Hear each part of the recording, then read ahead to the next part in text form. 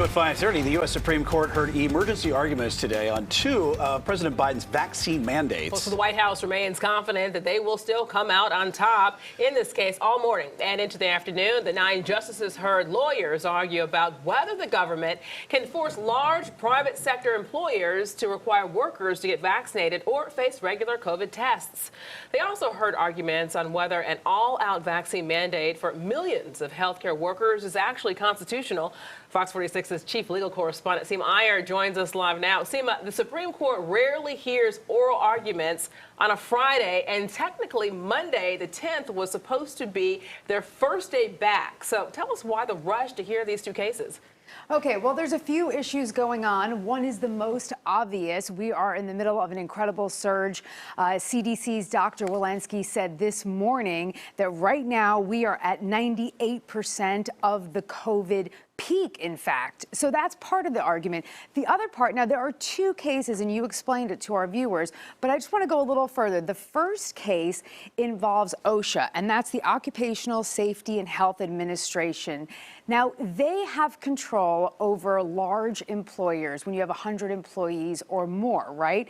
So originally, when we heard about President Biden's federal vaccine mandate, he's basically asking, now let's open it up to large employers, like, let's say, American Airlines. We heard from Hawker Vanguard talking about that, right? So that's the first case. Now, the second case involves healthcare workers that work at facilities that get federal funding, and that, think of Medicare or Medicaid. The rush specifically, though, is that there are some lower court orders, and they have been stalled, and the justices are being asked to make decisions quickly, specifically because OSHA's case, that mandate, is supposed to go into effect Monday, January 10th.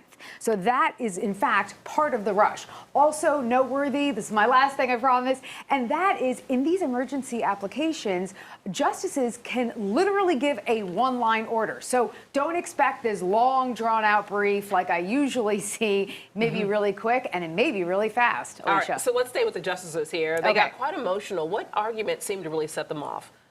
You know, the whole thing started at 10 o'clock, and really by 10:06, things were getting emotional.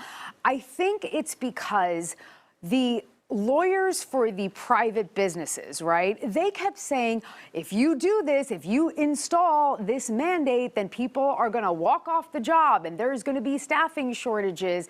And that just seemed to get to the justices because of the amount of death that we are continuing to see. Listen up to 2 of the justices. This is a pandemic in which nearly 1 million people have died. It is by far the greatest public health danger that this country has faced in the last century. More and more people are dying every day. More and more people are getting sick every day. I don't mean to be dramatic here. I'm just sort of stating facts. Can you ask us, or is that what you're doing now, to say it's in the public interest in this situation to stop this vaccination rule with nearly 1 million people? Let me not exaggerate, nearly 750,000 people. New cases every day? I mean, to me, I would find that unbelievable. And I just want to leave you with one statistic, and that is, this was given by the OSHA lawyer, the Solicitor General, rather, who is the head of the OSHA. She said that unvaccinated workers, 1 out of 14 get hospitalized, 1 out of 200 die.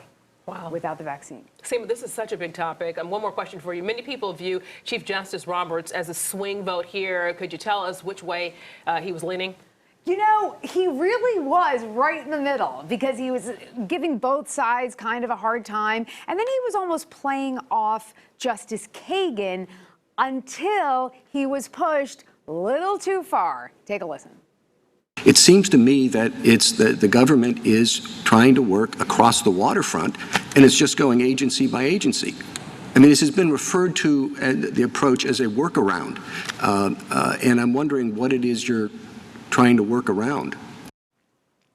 Okay, so just one more note on the health care case. That's not as of much of an emergency, but really strong arguments by the opposing view. And that is, again, we may look at staffing shortages if this vaccine mandate goes into effect. And the problem in rural areas, people have to travel very, very far for health care. I think that really helped the opposition to the vaccine mandate, guys. All right, Seema Iyer, thank you so much. Always good insight. Thank you so much for breaking it all down for us. Pleasure. As normal. All right.